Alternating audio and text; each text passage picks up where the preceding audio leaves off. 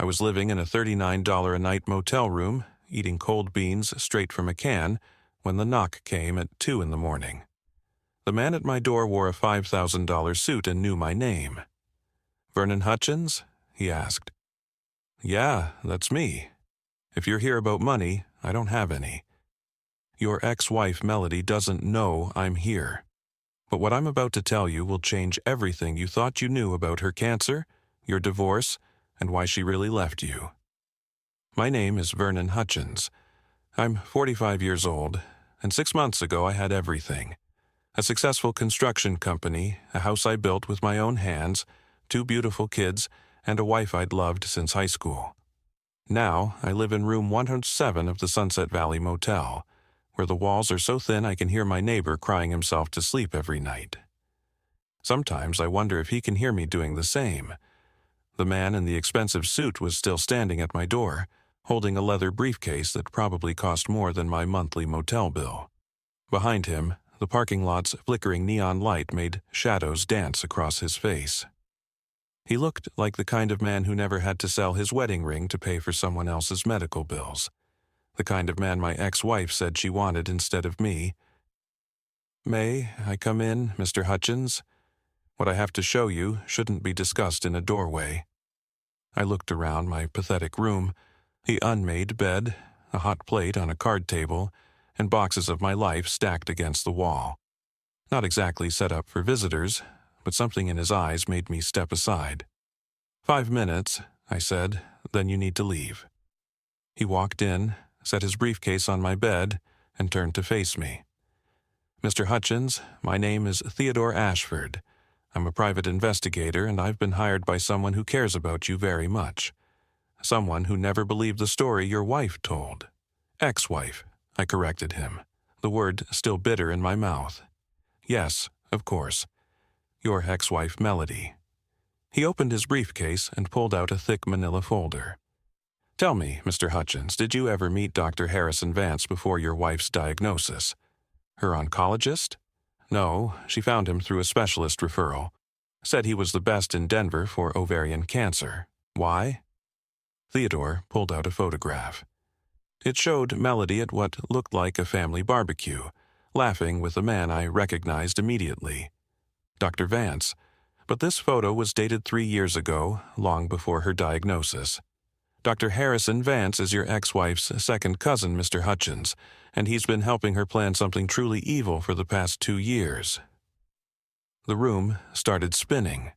I grabbed the back of a chair to steady myself. That's impossible. I saw her suffering. The chemo, the weight loss, the fear in her eyes. All carefully orchestrated, I'm afraid. But we'll get to that. He pulled out another document. "This is a bank statement from an account in the Cayman Islands. Your ex-wife has been depositing money there every time you sold something to pay for her treatments. Your house netted her $400,000. Your construction equipment, another $200,000. Your father's Harley, your wedding ring, all of it went straight from the medical payments to her offshore account." I sat down hard on the bed. The cheap mattress creaked under my weight. My hands were shaking now, and not from the cold that seeped through the motel's thin walls. "You're telling me she never had cancer?" "The medical records were falsified. The chemotherapy was actually a combination of saline solution and specific vitamins that would make her sick enough to seem authentic. She lost weight through strict dieting and prescription medications. Every single aspect was planned, documented, and executed with the help of Dr. Vance and her divorce attorney, Brent Caldwell. Brent Caldwell. The shark who had torn me apart in court. The man who painted me as an unstable, broke failure who couldn't provide for his children. The man who stood next to Melody as she took my kids away. "How long have you known this?" My voice came out as a whisper. "I've been investigating for 6 months, hired the day after your divorce was finalized." Theodore sat down in the rickety chair across from me. The person who hired me suspected something was wrong when Melody refused to let them attend any medical appointments. They've been quietly gathering evidence ever since, waiting for the right moment to reveal the truth.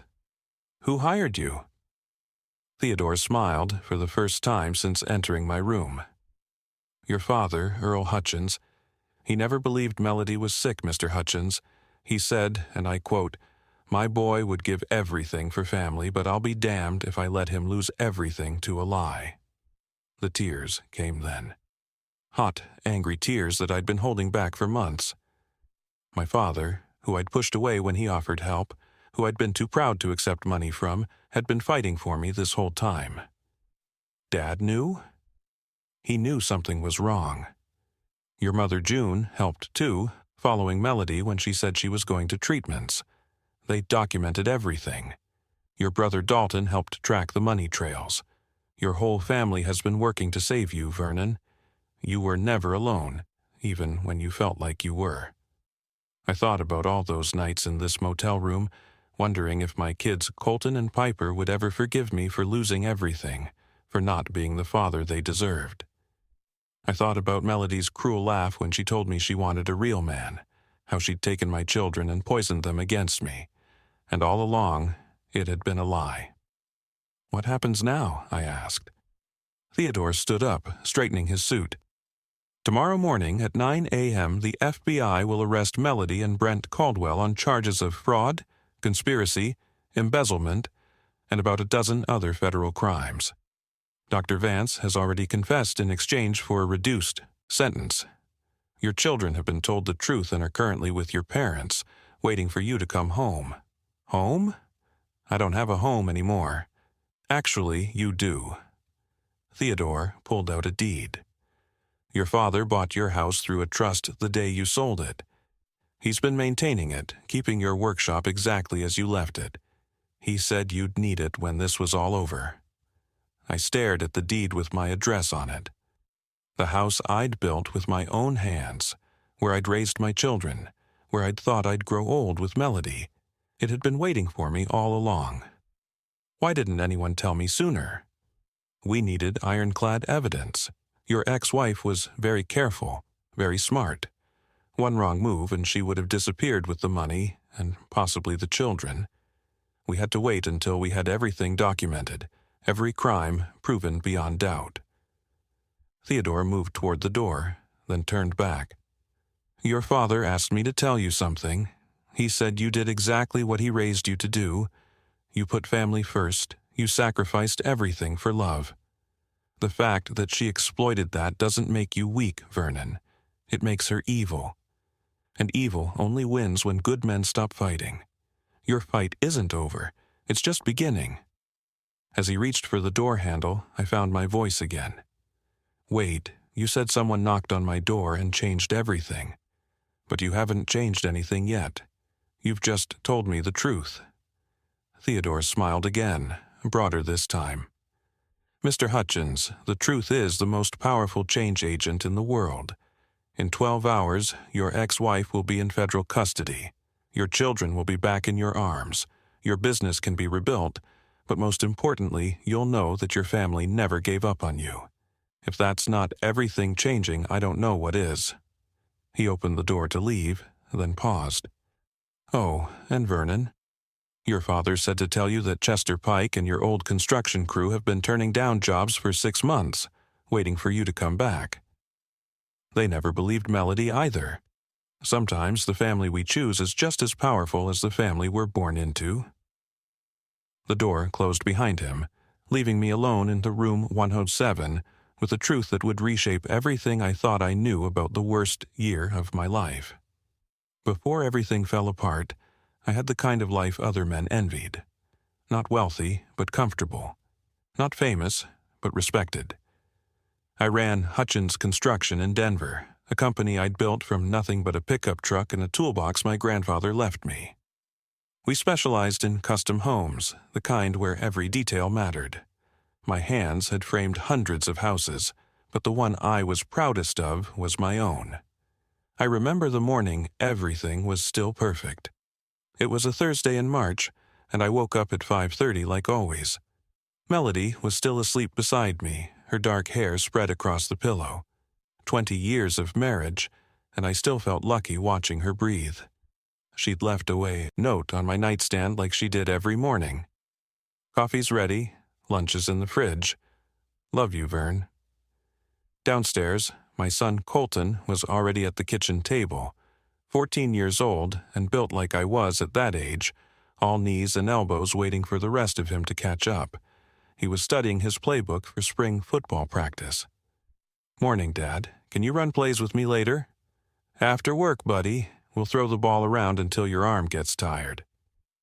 My daughter Piper came down next, carrying her violin case like it contained gold. She had my mother's musical talent and Melody's determination. At 14, she was already first chair in the high school orchestra, despite being the youngest member. Dad, the spring concert is next month. You'll be there, right? Wouldn't miss it for the world, sweetheart. This was our routine.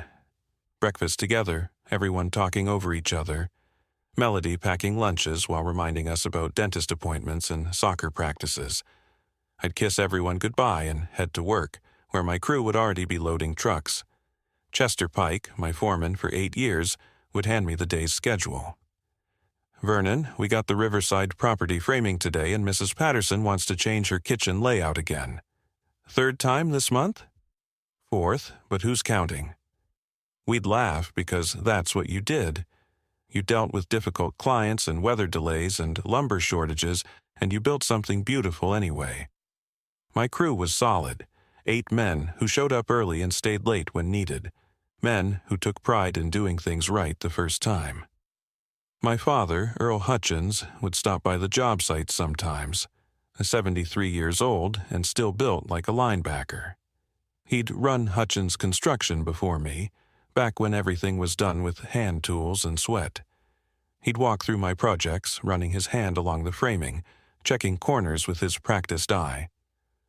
Good work, son. Your grandfather would be proud. Thanks, Dad. Your mother wants you all over for Sunday dinner. Don't be late.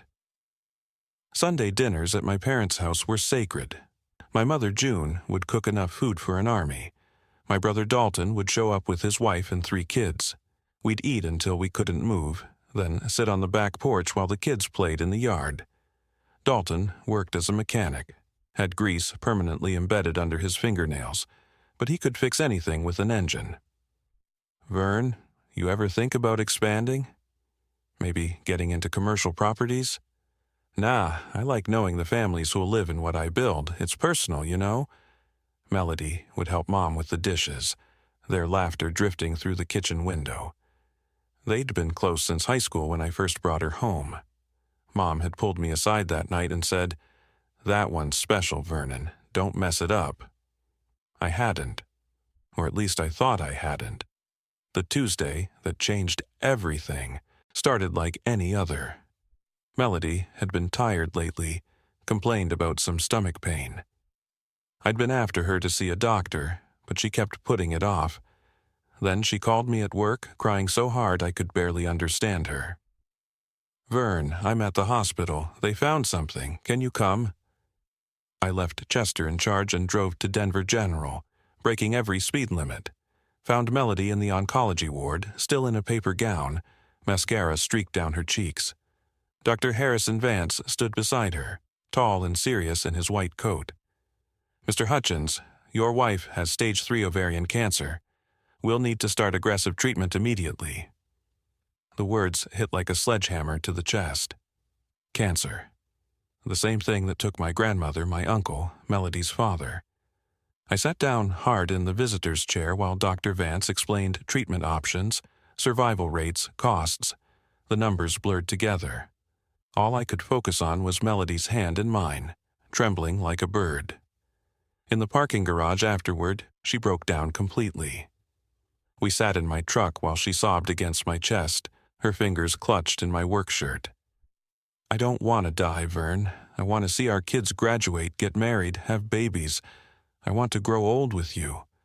I held her face in my calloused hands, looked straight into those green eyes I'd fallen in love with at 17. "Baby, I'd sell my soul to keep you here. We're going to beat this thing. Whatever it takes, whatever it costs, we're going to win." She kissed me then, desperate and frightened. "Promise me, Vern, promise me you won't let me die." "I promise, Mel. I swear on everything I am, Everything I have, you're going to survive this." That night, after the kids were asleep, we sat at our kitchen table with insurance paperwork spread out like a map to hell. Coverage limits, deductibles, experimental treatment exclusions. The numbers were staggering. Insurance would cover $60,000. The rest would be on us. "We'll figure it out," I told her. "The house has equity. The business is doing well. We have options." She squeezed my hand. "I love you, Vernon Hutchins." "I love you too, Melody. We're going to get through this together." Looking back now, knowing what I know, I can see the signs I missed. The way she turned away when she said she loved me. The calculation in her eyes when we discussed selling assets. The quick phone call she made to someone she said was her sister, but her sister lived in Seattle and it was past midnight there. But that night, all I saw was my wife, terrified and fragile, needing me to be strong. So, I was strong. I made plans and spreadsheets and lists of everything we could sell. I called contractors I knew, asked about taking on extra work. I was ready to move heaven and earth. Because that's what you do for family. That's what a real man does. At least, that's what I thought a real man did before I learned that sometimes the person you're trying to save is the one holding the knife. The bills started arriving 2 weeks after Melody's diagnosis. Each envelope felt heavier than the last. I'd sit at the kitchen table after everyone was asleep, calculator in hand, trying to make the numbers work. They never did. The first bill was $47,000 for diagnostics and initial consultations. Insurance covered $12,000. I emptied our savings account and paid the rest. Melody found me staring at the bank statement the next morning. "Vern, this is too much. Maybe we should get a second opinion, find a cheaper option." "There is no cheaper option for stage 3, Mel. Dr. Vance is the best. That's what you need." She kissed my forehead, and I should have noticed she was already showered and dressed at 5 in the morning. "I have treatment at 9. You don't need to come. Focus on work. I want to be there with you." "No, really, I'll be fine. Someone needs to keep making money, right?" The construction business was doing well, but not well enough. I had 3 houses under contract, but construction meant paying crews and suppliers before getting paid yourself. Cash flow was tight on a good day. These weren't good days anymore. Chester Pike noticed the stress first. "Boss, you okay? You've been distracted lately." "Melody's sick, Chess. Cancer." His face went white. Chester had lost his wife to breast cancer 5 years earlier. "Jesus, Vern, what do you need? A miracle, or about $300,000? Same thing these days." He paused. "I've got $20,000 saved. It's yours." "I can't take your money, Chess. You gave me a job when nobody else would, right after Beth died. I was a drunk mess, and you took a chance. Take the money, Vern." I took it. Pride is expensive when your wife is dying. The second round of bills came with Dr. Vance's recommendation for experimental treatment. "There's a new drug combination showing remarkable results," he explained in his pristine office. "It's not FDA approved yet, so insurance won't cover it, but I've seen tumors shrink by 70%. "How much?" Melody asked, gripping my hand. "The treatment protocol is approximately $180,000. Melody started to object, but I cut her off. "We'll find it." I sold the construction equipment first. The excavator I'd saved 3 years to buy, the dump trucks, the crane, all the tools that let me take on bigger projects. Posted them online Sunday night, sold them by Wednesday. Had to call my clients and explain the delays this would cause. Mrs. Patterson was understanding. "Vernon, take all the time you need. Family comes first." But the Riverside developers weren't as kind. They pulled the contract, demanded their deposit back. Just like that, $60,000 in future profit vanished. I had to let the crew go next. Called them into the office trailer on a Friday afternoon. These men had worked for me for years. They'd been at my kids' birthday parties, my father's retirement celebration. "I gotta shut down for a while, boys. I'm sorry." Miguel, my best framer, shook his head. We can work for less, boss, take pay cuts. It wouldn't be enough. I need you to file for unemployment, find other work. When this is over, if you'll have me, I'll hire every one of you back." They filed out quietly. Chester stayed behind. "This isn't right, Vern. Something feels off about all this." "Cancer doesn't care about what feels right, Chess." The house went on the market in month 3. The house I'd built with my own hands, where every wall held a memory. Colton found me standing in the workshop I'd added the year he was born. "Dad, are we really moving?" "It's just temporary, son. When Mom gets better, we'll build another house, a better one." "I don't want a better one, I want this one." So did I, but the house sold in 2 weeks, $420,000. After paying off the mortgage, we cleared $300,000. It went straight to medical bills and the new treatment protocol. We moved into a 2-bedroom rental apartment downtown. Piper had to share a room with her brother for the first time in her life. She didn't complain, at least not to me, but I heard her crying at night through the thin walls. My father came by the apartment one evening, saw me packing up my tools to sell. "Vernon, this has gone far enough. Let me help." "Dad, you and Mom need your retirement money." "We need our son more. Your mother agrees. We can give you $50,000. "I won't take it." He slammed his hand on the table, something he hadn't done since I was a teenager. "Damn your pride, boy. You're drowning and won't take a life preserver." "My wife, my responsibility. Your family, our responsibility. That's how this works." But I wouldn't budge. Looking back, I wish I had. It would have saved more than money. The wedding ring was the last thing to go. 3 carats, platinum band, bought when I landed my first big construction contract.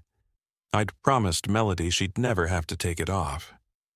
Now I was taking mine off at Goldman's pawn shop on Colfax Avenue. Mr. Goldstein, who'd known my family for 40 years, looked at it sadly. "Vernon, this ring has a story. Your grandfather bought the original band from my father in 1955. You had it reset for Melody. How much can you give me?" "It's worth $8,000. I'll give you 15. "I can't take charity, Mr. Goldstein." "It's not charity. It's an investment in a good man having a bad year." I took the 15,000, added it to the 10,000 I got for my father's Harley, which I'd sold without telling him. That covered another month of treatment. Meanwhile, Melody was getting better, at least physically. The weight she'd lost made her cheekbones sharp, but her color was returning. Dr. Vance showed us scans where the tumors had shrunk dramatically. "The treatment is working better than expected," he announced. "I think we're looking at full remission within 2 months." Melody cried with relief. I felt nothing but exhaustion. We'd won, but at what cost? I was down to nothing, no business, no house, no savings. But she was alive, that was supposed to be enough. My brother Dalton pulled me aside at Sunday dinner. "Vern, something's not right. Melody seems different." "She's been through hell, Dal." "No, it's something else. The way she looks at you, like she's disappointed or something." "You're imagining things." But he wasn't. I just couldn't see it yet. Or maybe I didn't want to see it. When you've given everything for someone, you can't afford to question if they were worth it. That kind of thinking could drive a man insane. The same week Dr. Vance declared Melody cancer-free, she started getting text messages that made her smile. When I asked who she was talking to, she said it was her support group. "They understand what I've been through," she said, not looking at me. "You wouldn't get it." I should have known then. The woman who'd shared everything with me for 20 years suddenly had secrets, but I was too tired to fight, too broke to think straight, and too relieved she was alive to question the distance growing between us. 6 weeks after Melody's final clear scan, I came home from a day labor job to find suitcases in our bedroom. She was folding clothes with the kind of precision she used when she was angry. The apartment smelled like her expensive perfume, the one she'd stopped wearing during treatment, but had suddenly started using again. "Mel, what's happening? Are we going somewhere?" She didn't look up from her packing. "I'm leaving you, Vernon." The words didn't make sense. I'd just spent 14 months selling everything I'd worked for to save her life. We'd won. She was cancer-free. We were supposed to rebuild together. "I don't understand. Is this about the money?" "I'll build it back, Mel. Give me time." She finally looked at me, and her eyes were cold as January ice. "Look at yourself, Vernon. You're pathetic. Working day labor like some illegal immigrant, living in this dump, wearing the same 3 shirts because you sold everything else. I sold everything to save your life, and that's exactly the problem." She laughed, and it was a sound I'd never heard from her before. Cruel, sharp. A real man wouldn't have lost everything. A real man would have found a way to keep his business, his house, his dignity. A real man? I gave up everything for you. No, you gave up everything because you're weak. My lawyer, Brent Caldwell, now there's a man who knows how to handle life. He saw my potential, saw what I could become without you dragging me down. Brent Caldwell? I knew that name.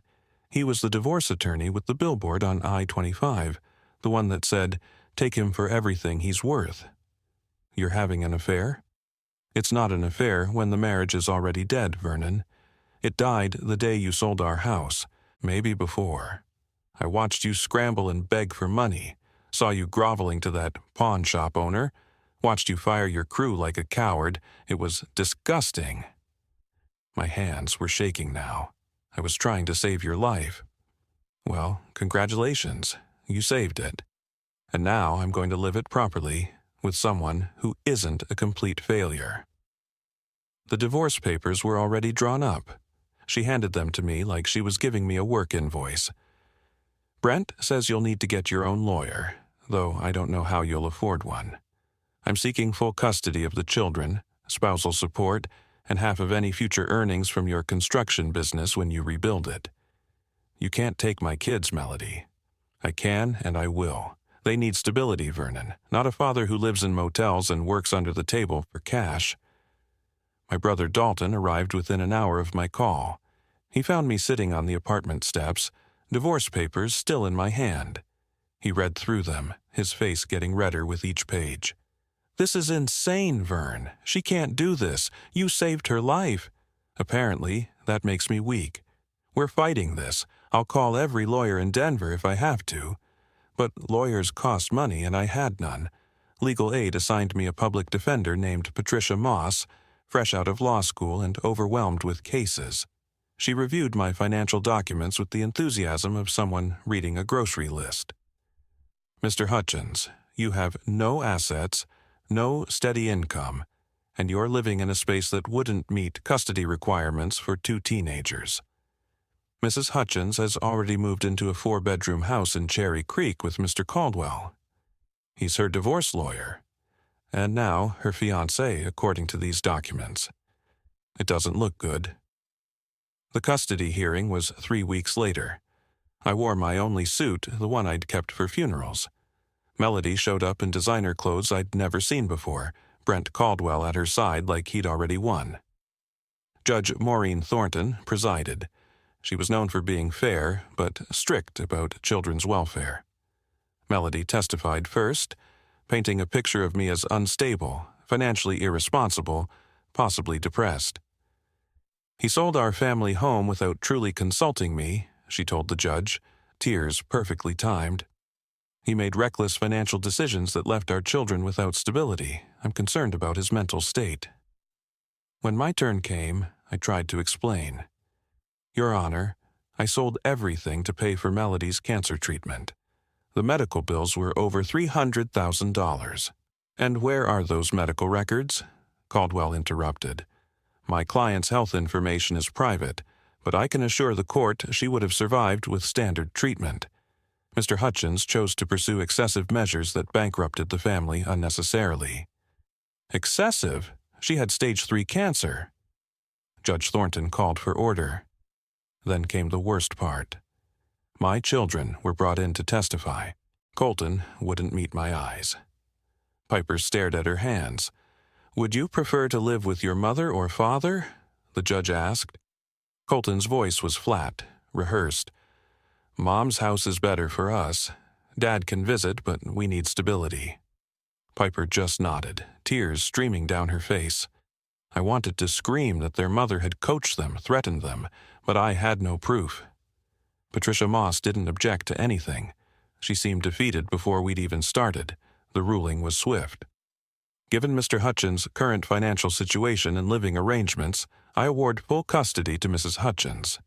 Mr. Hutchins will have supervised visitation every other weekend. Additionally, he will pay $500 monthly in child support and 30% of any future earnings exceeding $40,000 annually for spousal support. Your Honor, I don't even have $500. Then, I suggest you find employment quickly, Mr. Hutchins, or face contempt charges. Outside the courthouse, Melody walked past me with the kids. Colton tried to stop, but she pulled him along. "Don't make this harder than it needs to be," she said loudly enough for everyone to hear. Brent Caldwell stopped beside me. "You should have just let her go when you had the chance, Vernon. Some men aren't meant to play in the big leagues. I loved her. And that was your first mistake. Love is for people who can afford it." That night, I moved into the Sunset Valley Motel. $39 a night paid weekly. The owner, Mrs. Chen, had kind eyes and didn't ask questions when I paid in wrinkled cash. "Room 107, she said, handing me the key. "It's quiet. You look like you need quiet." The room smelled like cigarettes and failure. One bed, one chair, a TV that got 3 channels. I sat on the bed and called Dalton. "I lost everything, Dal. My kids, my wife, my entire life." "You didn't lose everything, Vern. You're still here, and as long as you're here, you can fight back." "With what? I have nothing left to fight with." "You have us. Me, Mom, Dad. We're not giving up on you." But sitting in that motel room, looking at the water-stained ceiling, I'd given up on myself. I'd done everything right, everything a good man was supposed to do, and it had all been for nothing. Melody was living in a mansion with her lawyer. My kids thought I was a failure, and I was eating canned beans in a motel that rented rooms by the hour. 3 weeks passed in a blur of day labor and silence. I stopped answering my family's calls. Stopped hoping things would get better. I existed, nothing more. Then came the knock at 2 a.m. that would change everything. The knock that would reveal the truth behind the lie I'd been living. The knock that would prove my father had been fighting for me all along, even when I'd been too proud and too broken to see it. Theodore Ashford's revelations about Melody's fake cancer hung in the motel room air like smoke from a fire I couldn't see. I stared at the documents spread across my bed, each one more damning than the last. Bank statements from the Cayman Islands, text messages between Melody and Dr. Vance planning appointment, times when I wouldn't be able to attend. Photos of her with Brent Caldwell dated 2 years ago, long before her diagnosis. "This can't be real," I said, my voice hoarse. I saw her suffer, the vomiting, the weight loss, the fear in her eyes. Theodore pulled out a medical report. Ipecac syrup induces vomiting. Phentermine causes rapid weight loss. Anxiety medications create realistic panic symptoms. Dr. Vance prescribed all of these under the guise of managing treatment side effects. Your wife was essentially poisoning herself just enough to seem sick while you destroyed your life to save hers. I stood up too fast, and the room spun. I need air. "There's more, Mr. Hutchins." "More? What more could there possibly be?" Theodore handed me a transcript. "This is a recorded conversation between Melody and Caldwell from 3 days before she asked for the divorce. Would you like me to read the relevant portion?" I nodded, unable to speak. Theodore's voice was steady as he read, "Caldwell says, 'Is Vernon suspicious?' Melody responds, 'He's too exhausted to think straight. The fool sold his wedding ring yesterday. Actually cried at the pawn shop, according to Mr. Goldstein.' Caldwell laughs and says, 'Perfect. File the papers Monday. By the time he figures anything out, we'll be in Bermuda with his money.' The rage hit me like a physical force. I punched the wall, leaving a hole in the cheap drywall. My knuckles bled, but I didn't feel it. They laughed about it. She watched me sell my grandfather's ring and laughed about it. Your father suspected something when Melody refused to let him visit during treatments. She claimed it was too emotional for her, but your father knew better. He hired me 6 months ago. 6 months? I've been living in this hellhole for 6 months.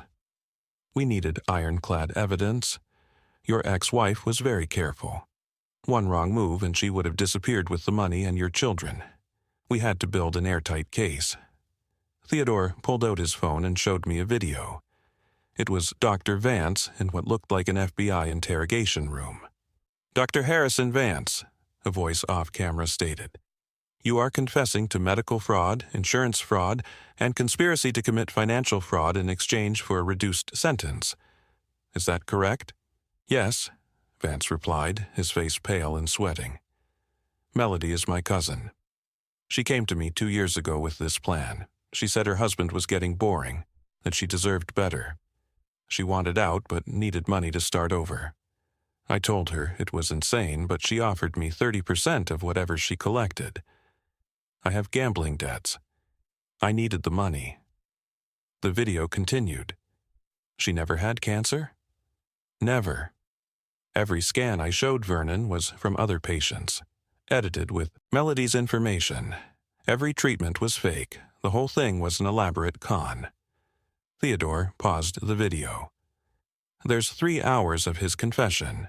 He details everything, including how Melody started her relationship with Caldwell before the fake diagnosis.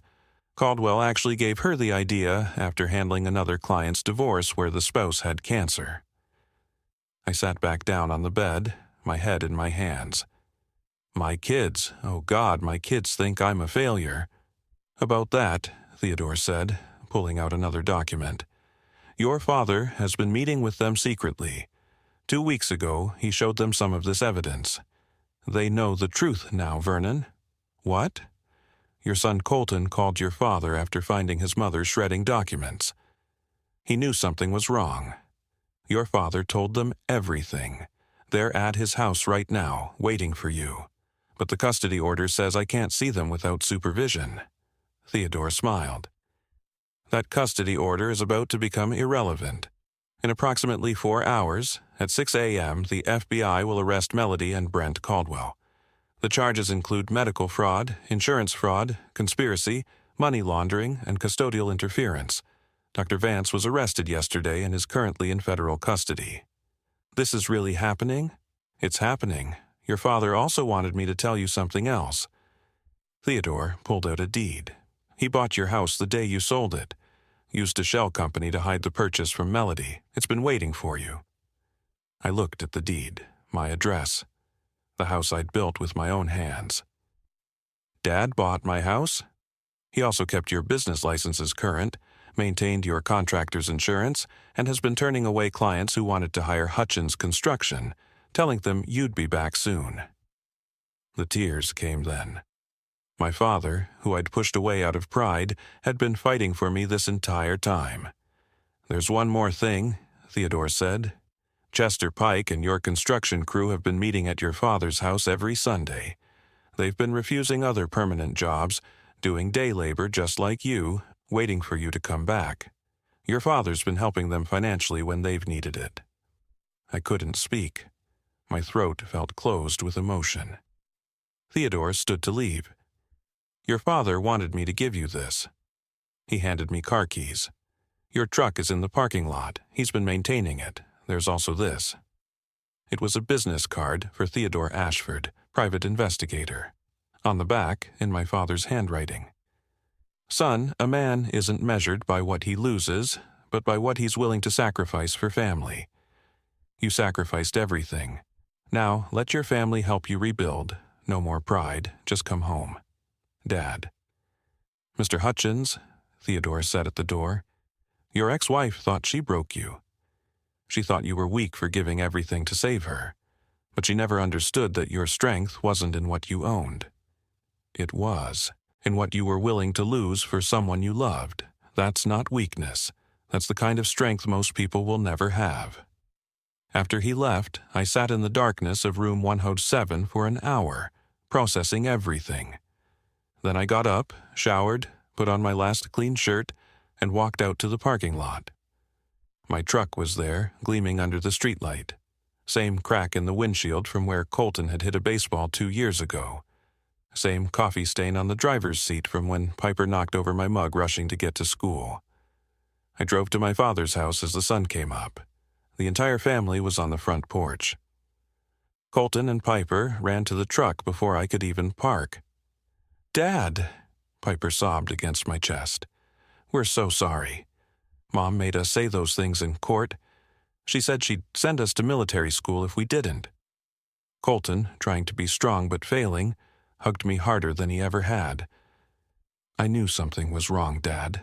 The way Mom laughed about selling the house, it wasn't right. Grandpa showed us the truth. She's evil, Dad. She's actually evil." My father stood on the porch, my mother beside him. He looked older but satisfied, like a general who'd finally won a long war. "Son," he said simply. "Dad, I don't know what to say." "Then don't say anything. Just come inside. Your mother made breakfast, your crew is on their way over, and we have a business to rebuild. But first, we eat. You look like hell." As we walked inside, my phone rang. Unknown number. "Mr. Hutchins, this is Agent Sarah Coleman with the FBI. We have Melody and Brent Caldwell in custody. We'll need you to come to the federal building this afternoon to give a statement." "Are they going to prison?" "Mr. Hutchins, with the evidence we have, they're both looking at 15 to 20 years minimum. The money has been frozen and will be returned to you as restitution." I hung up and looked at my family. They got her. My mother started crying. Dalton whooped and punched the air. My father just nodded. "Justice," he said quietly. "Now we rebuild." 6 months after that morning at my father's house, I stood in my rebuilt workshop, running my hands over the same workbench where I'd taught Colton to use a hammer. The FBI had been thorough. Melody got 12 years federal prison for fraud, conspiracy, and money laundering. Brent Caldwell got 15 years plus disbarment. Dr. Harrison Vance lost his medical license and got 8 years. The court ordered full restitution, though most of the money was gone. What they recovered went toward rebuilding my business. But the money wasn't what mattered. What mattered was the Saturday morning I was living right now, with Colton and Piper working beside me on a custom bookshelf for their grandmother. "Dad," Piper asked while sanding a shelf board, "how do you trust anyone after what Mom did?" I thought about that question a lot these days. You know what your Grandpa Earl taught me? Trust, but verify. I trusted your mother completely, and that wasn't wrong. Love should include trust, but I ignored warning signs because I wanted to believe the best. Real love, like what Grandpa showed when he investigated quietly while supporting me, protects while it trusts. Colton looked up from measuring a board.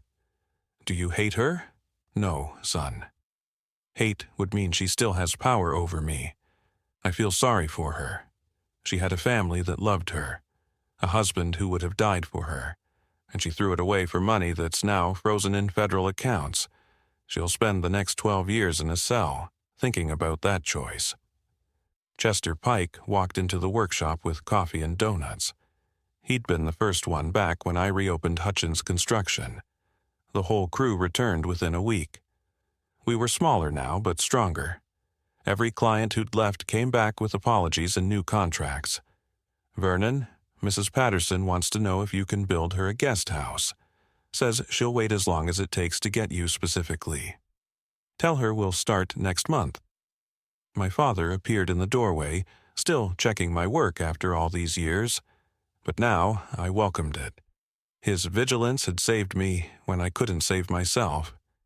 "Looking good, son, though that corner joint could be tighter." "It's perfect, and you know it, old man," he smiled. "Just keeping you sharp." We worked in comfortable silence until Piper asked another question. "Dad, that private investigator, Mr. Ashford, his card is still on your desk. Why?" I picked up the card, reading the note on the back for the 100th time. He thinks I should help other people going through what I went through. Fake illness scams are more common than you'd think. He wants me to consult on cases, share my story, help people see the warning signs. Will you? Maybe. Right now, I'm focused on rebuilding. But someday, yeah, if I can stop one person from going through what we went through, it'll be worth it. My mother called from the house. Lunch is ready, everyone inside. As we walked toward the house, Dalton pulled up in his truck. He'd started coming to every family meal, bringing his kids, making sure I never felt alone. The house was loud again, full of life and laughter and arguments about football teams. After lunch, I stood on the back porch with my father, watching the kids play basketball in the driveway. The same hoop I'd installed 15 years earlier still hung there, a little rusty, but solid. Dad, I never properly thanked you. You don't need to. Yes, I do. You saved my life when I'd given up on it. He put his hand on my shoulder, his grip still strong at 74. Son, you would have done the same for Colton. Hell, you did do the same for someone who didn't deserve it. That's not stupidity. That's character. The only difference between you and me is I've lived long enough to know that sometimes the people we love most are the ones capable of hurting us worst. How do you know when to trust and when to verify? You don't. You just do both. You love with your whole heart but keep your eyes open, and you make sure your family knows that no matter what happens, you've got their back. The motel key from room 107 still hangs on a hook in my workshop. Not as a reminder of my lowest point, but as proof that rock bottom isn't the end if you have people who won't let you stay down. Every morning, I see it when I grab my tools, and I remember that the worst thing that ever happened to me led to the most important lesson of my life. Real strength isn't about never falling. It's about having people who won't let you stay down. It's about a father who fights for you when you can't fight for yourself. It's about a brother who shows up without being asked. It's about friends who wait for you to come back, no matter how long it takes. 2 weeks ago, a man called me. His wife had been diagnosed with a rare blood disease, and something felt off about the whole situation. Theodore Ashford had given him my number. Mr. Hutchins, I don't know where else to turn. I've already sold my car, and she's pushing me to sell the house. Can you meet me tomorrow? I asked, and bring every piece of medical paperwork you have. I found 3 inconsistencies in the first 5 documents. The doctor's signature varied slightly. The hospital letterhead was from a facility that had closed 2 years earlier. The medication prescribed wasn't used for the disease she claimed to have. That man's wife is now under investigation. He still has his house. How can I ever thank you? He asked when we confirmed the fraud. You just did. Every person we help makes what I went through worth something. My son Colton recently wrote an essay for school about heroes. He wrote about his grandfather, the man who fought a silent war to save his son. He wrote about me, who gave everything for love, even when that love was a lie. But mostly, he wrote about how sometimes the real hero is the person who sees you at your lowest and says, "Get up. We're not done yet." The teacher called me, concerned the story was too mature for a 14-year-old. He lived it, I told her. He earned the right to tell it. Yesterday, Piper performed at her spring concert, the same one I promised to attend that morning when our life was still perfect. I sat in the front row between my parents, Dalton on my other side, Chester and the crew filling the rest of the row. When she played her solo, I thought about all the concerts Melody would miss from her federal prison cell. But mostly, I thought about second chances, about the grace we don't deserve but sometimes get anyway, about fathers who refuse to let their sons disappear into darkness, about the difference between being broken and being broken open. The knock on my motel door that night didn't just reveal the truth about Melody's deception. It revealed the truth about love, family, and the unbreakable bonds that hold us up when we can't stand on our own. I was a man who lost everything, saving someone who was never sick. But in losing everything, I found what actually mattered. Not the house I built with my hands, but the home my father kept alive in his heart. Not the business I created, but the brotherhood that waited for me to return. Not the marriage I thought I had, but the family that never let me go. The story I've shared with you isn't just about betrayal or fraud, or the cruelty some people are capable of. It's about what happens after the world ends. It's about the people who show up at 2 a.m. in suits or in work clothes, with evidence or with casseroles, ready to help you rebuild from nothing. If you're watching this and you've been broken by someone you trusted, know this: your story isn't over. There are people fighting for you that you might not even know about. There are hands reaching out in the darkness, waiting for you to grab on. Rock bottom isn't the end. Sometimes it's just the foundation for something better. My name is Vernon Hutchins.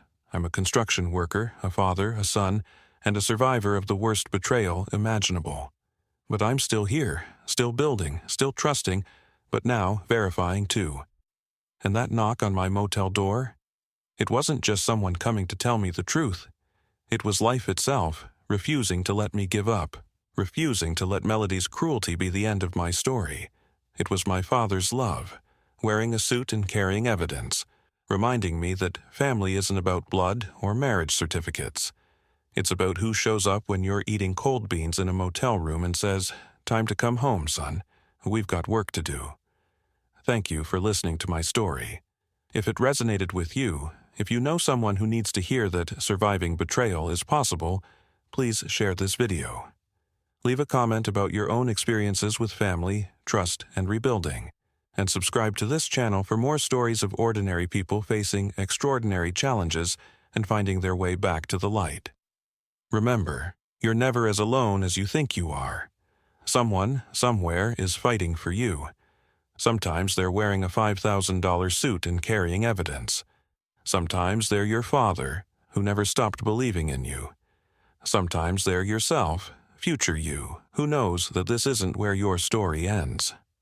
Stay strong. Trust, but verify. And never forget that real love doesn't break you, it rebuilds you, one piece at a time.